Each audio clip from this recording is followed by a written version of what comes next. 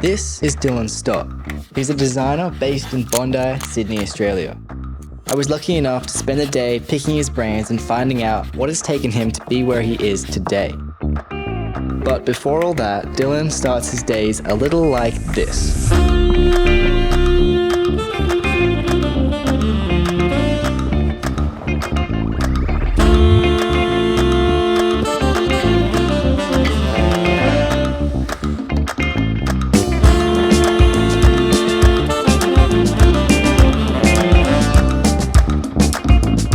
After Dylan did the most beautiful workout and I got told off for filming, we of course had to indulge in our coffee addiction.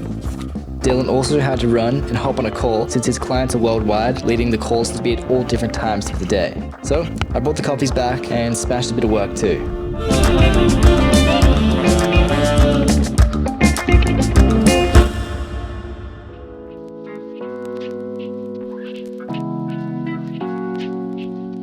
So I was always interested in design, but it wasn't until I started studying it at college when I really knew this is kind of what I wanted to do. So studied photography, 3D design and graphic design. After that, I did a little bit of an internship and then got a job as a designer for a streetwear brand called Size.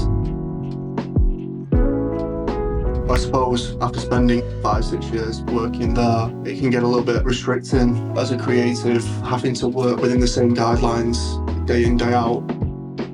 After COVID, I kind of just needed a change, so made the decision to move over to Sydney. Started working in a design studio in Surrey Hills in Sydney called Common. And then, about 10 months ago, I decided to set up my own brand. Felt like it was kind of time to transition and take everything that I've learned in the past and bring it into a brand which represents me and my own vision. And that's how Noir was born.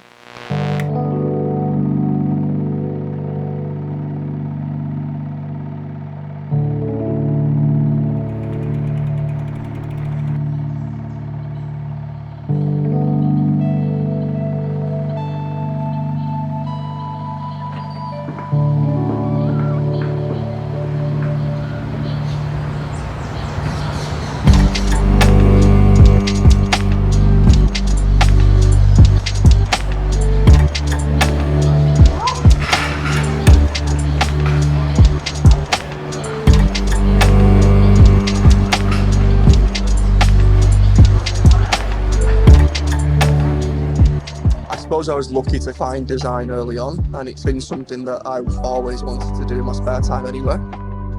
I do what I do, I couldn't see myself doing anything else, and it's just a benefit that you get paid for it. Hours are longer, stressful, but I wouldn't change it for the world. I've always said that people measure success differently. Success is based on someone's perspective.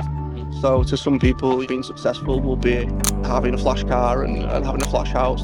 And for me personally, I'm not massively materialistic. At 18, just because I'd found my passion, I felt very successful already.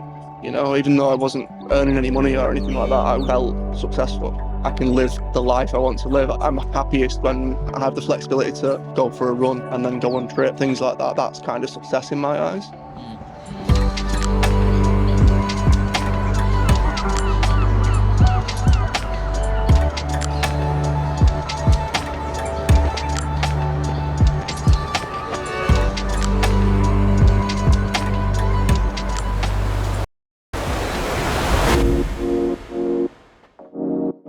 If there's one thing you could go back and tell your younger self, what would it be?